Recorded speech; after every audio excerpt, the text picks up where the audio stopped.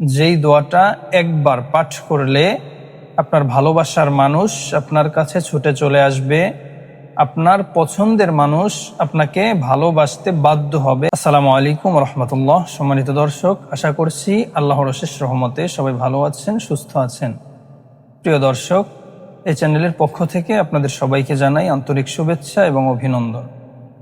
আজকের আলোচনা হচ্ছে কোন সময়ে কোন নামাজের পরে যেই দোয়াটা একবার পাঠ করলে আপনার ভালোবাসার মানুষ আপনার কাছে ছুটে চলে আসবে, আপনার পছন্দের মানুষ আপনাকে ভালোবাসতে বাধ্য হবে, আপনার প্রতি আকৃষ্ট হয়ে যাবে। কখন আমল করবেন, কিভাবে আমল করবেন, কোন দোয়া পড়বেন, A to Z ভালোভাবে বুঝিয়ে দেওয়ার চেষ্টা করব। ধৈর্য সহকারে ভিডিওটা সম্পূর্ণ শেষ পর্যন্ত দেখুন।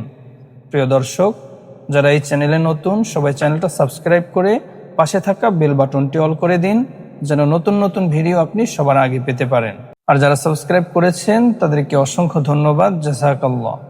প্রিয় দর্শক, আপনি যদি কোনো ব্যক্তিকে পছন্দ করে থাকেন, অথবা কোনো ব্যক্তিকে আপনি বিয়ে করতে চান, অথবা আপনার স্বামী যদি আপনার কথা না শোনে, আপনার স্ত্রী যদি আপনার অবাধ্য থাকে, তাহলে এই দোয়ার মাধ্যমে, এই আমলের মাধ্যমে ওই ব্যক্তি আপনার প্রতি আকৃষ্ট হবে, আপনার কথা মতো চলবে, আপনার প্রতি অনুগত হবে ইনশাআল্লাহ। প্রিয় দর্শক, এই আমলটা করতে হলে রাতের বেলায় এশারের নামাজের পরে 2 রাকাত নফল নামাজ আদায় করতে হবে। আপনাকে 2 রাকাত নফল নামাজ পড়ার পরে ওই নামাজের স্থানে বসেই প্রথমেই 3 বার ইস্তেগফার পাঠ করে নেবেন সহিশুদ্ধভাবে। আস্তাগফিরুল্লাহ, আস্তাগফিরুল্লাহ, আস্তাগফিরুল্লাহ। 3 বার ইস্তেগফার পাঠ করার পরে 3 বার দুরূদ ইব্রাহিম পাঠ করবেন, যে দুরূদ শরীফটা নামাজের মধ্যেই পাঠ করেছেন। আমরা সবসময় নামাজের মধ্যে পড়ে থাকি দুরূদ ইব্রাহিম। আল্লাহুম্মা সাল্লি আলা মুহাম্মাদি ওয়া আলা আলি মুহাম্মাদ কামা সাল্লাইতা আলা ইব্রাহিম ওয়া আলা আলি ইব্রাহিম ইন্নাকা হামিদুম মাজিদ। আল্লাহুম্মা বারিক আলা মুহাম্মাদি ওয়া আলা আলি মুহাম্মাদ কামা বারাকতা আলা ইব্রাহিম ওয়া আলা আলি ইব্রাহিম ইন্নাকা হামিদুম মাজিদ। এভাবে সহিশুদ্ধভাবে দুরূদ শরীফটা পাঠ করে নেবেন 3 বার। 3 বার দুরূদ শরীফ পাঠ করার পরে আপনি যে ব্যক্তিকে আপনার কাছে আনতে চান, আপনার কথা মতো চালাতে চান, আপনার প্রতি অনুগত করতে চান যে ব্যক্তিকে, ওই ব্যক্তির নাম মনে মনে স্মরণ করবেন। এরপরে বিসমিল্লাহ সহকারে এই আয়াতটা একবার পাঠ করবেন মাত্র। বিসমিল্লাহির রহমানির রহিম। وألقيت عليك محبة مني ولتصنع على عيني।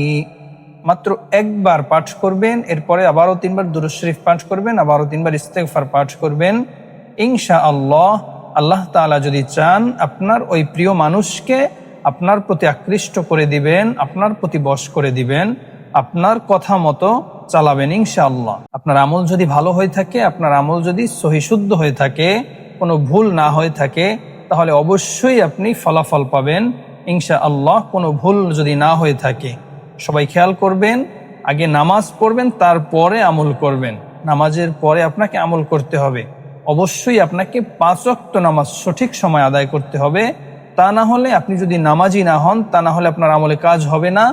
এবং আপনি যদি কোনো খারাপ উদ্দেশ্যে, খারাপ নিয়তে যদি আমল করেন, তাহলেও আপনার কোনো আমলে কাজ হবে না।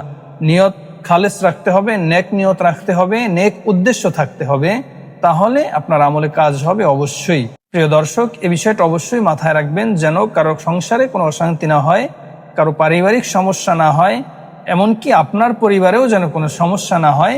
এ বিষয়গুলো খেয়াল রেখে তারপরে আপনি আমল করবেন। অবশ্যই আল্লাহ তাআলা যদি চান, আপনার আমলে কাজ হতে পারে।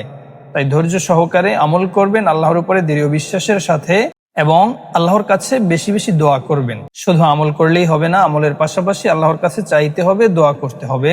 নেক নিয়ত থাকলে নেক নিয়ত রাখতে হবে। আশা করি সবাই বুঝতে পারছেন। এরকম আরো নতুন নতুন ভিডিও পেতে চ্যানেলটা এখনই সাবস্ক্রাইব করে পাশেই থাকুন। আজকের মতো এ পর্যন্তই। সবাই ভালো থাকবেন, সুস্থ থাকবেন। আল্লাহ হাফেজ। আসসালামু আলাইকুম ওয়া রাহমাতুল্লাহ।